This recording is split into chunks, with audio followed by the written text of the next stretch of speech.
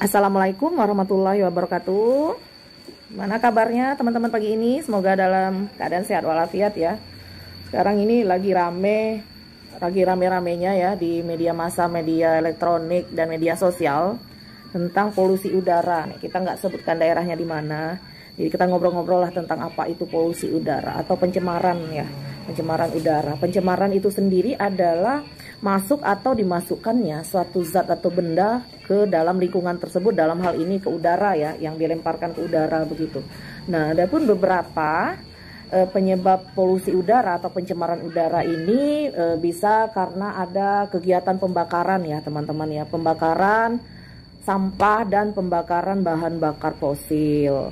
Yang kedua, bisa disebabkan oleh emisi gas berbahaya yang disebabkan oleh penggunaan kendaraan bermotor. Jadi semua kendaraan bermotor yang menggunakan bahan bakar fosil itu menghasilkan emisi teman-teman. Jadi emisi itu nanti akan masuk ke dalam udara dan mencemari lingkungan. Selanjutnya kegiatan pertanian. Jadi selama proses kegiatan pertanian itu ada emisi-emisi antara lain amonia, penggunaan insektisida, pestisida, dan pupuk yang berlebihan. Nah, itu juga akan mengakibatkan pencemaran udara ya, mencemari udara kita. Nah, ada baiknya memang kita mengurangi penggunaan bahan-bahan kimia ini. Jika di kota-kota besar mungkin sedikit kegiatan pertaniannya, akan tetapi tetap ada ya. Tetap ada. Selanjutnya dari pabrik dan kegiatan industri. Emisi gas dan bahan kimia berbahaya ke udara akibat meningkatnya kegiatan industri. Perusahaan manufaktur mengeluarkan sejumlah besar karbon monoksida, hidrokarbon, senyawa organik, dan bahan kimia ke udara, dan ini akan menurunkan kualitas udara teman-teman ya. Jadi ada banyak faktor ya kenapa udara itu bisa tercemar teman-teman. Jadi tidak bisa hanya satu faktor langsung kita menuduh bahwa inilah penyebab utamanya. Selanjutnya ada juga dari kegiatan-kegiatan penambangan. Meningkatnya emisi gas berbahaya melalui kegiatan pertambangan. Pertambangan adalah pengambilan mineral dari bawah permukaan bumi dengan menggunakan alat berat. Debu dan bahan kimia dilepaskan ke udara selama proses berlangsung, mengakibatkan polusi udara yang cukup signifikan ya. Kemudian penyebab lainnya adalah sumber daya domestik.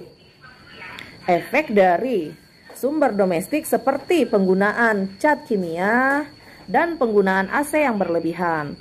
Produk pembersih rumah tangga dan perlengkapan pengecatan melepaskan bahan kimia yang berbahaya ke udara, mencemari lingkungan dong tentunya.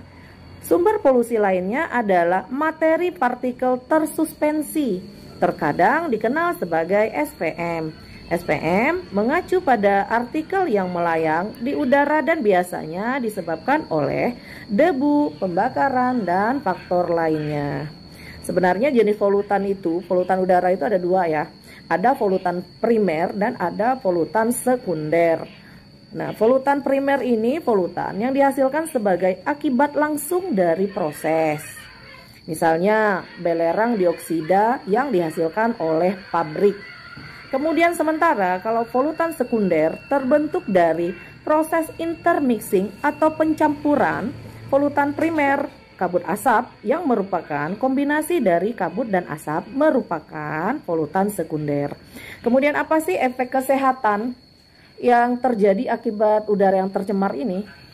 Karena kan udara ini sangat kita butuhkan sehari-hari ya oksigennya, dan oksigen ini kan adanya di udara gitu. Jadi apa yang terjadi efek kesehatannya apabila kita menghirup udara yang sudah tercemar ini tadi teman-teman?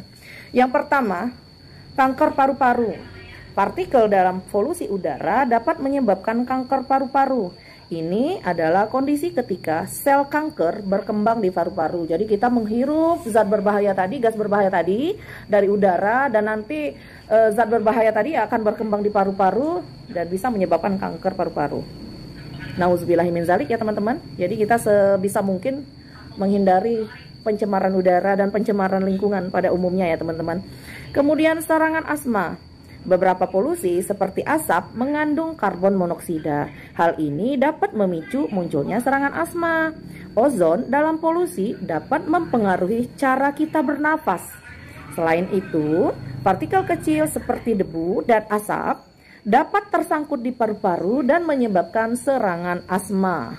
Cukup berbahaya ya. Kemudian bronkitis kronis. Asap dari mobil, truk, dan kendaraan lain dapat mencemari udara. Ini dapat meningkatkan resiko bronkitis kronis. Ini adalah saat lapisan tabung bronkial yang membawa udara ke paru-paru kita mengalami peradangan. Nah, itu tadi. Ketika kita menghisap ya, kita menghirup udara ya untuk bernapas, karena kita setiap saat kita pasti menghirup udara untuk bernapas, dan ketika udara itu mengandung zat berbahaya, nah itu bisa masuk ke dalam paru-paru kita, kemudian dapat menyebabkan peradangan ya pada paru-paru kita. Selanjutnya dapat menyebabkan penyakit paru obstruktif kronis. Bronkitis kronis dan emfisema adalah kondisi umum yang menyebabkan PPOK tersebut. Kondisi ini dapat menghalangi aliran udara di paru-paru. Paparan jangka panjang terhadap gas, partikel, atau asap adalah penyebab utamanya. Kemudian tentunya yang berbahaya lagi ya, yang harus kita perhatikan lagi, itu bisa menyebabkan radang paru-paru dan penyakit jantung. Ya, apa hubungannya dengan penyakit jantung? Polusi udara dapat menyebabkan peningkatan risiko serangan jantung, detak jantung tidak teratur, aritmia, gagal jantung, dan stroke. Partikel kecil dalam polusi cukup kecil untuk melakukan perjalanan ke pembuluh darah dan menyebabkan peradangan. Ini dapat memicu penyakit jantung. Selanjutnya dapat menimbulkan masalah mental ya, seperti depresi ya. Kalau kualitas udara kita buruk tentunya bisa saja ya menyebabkan kita depresi.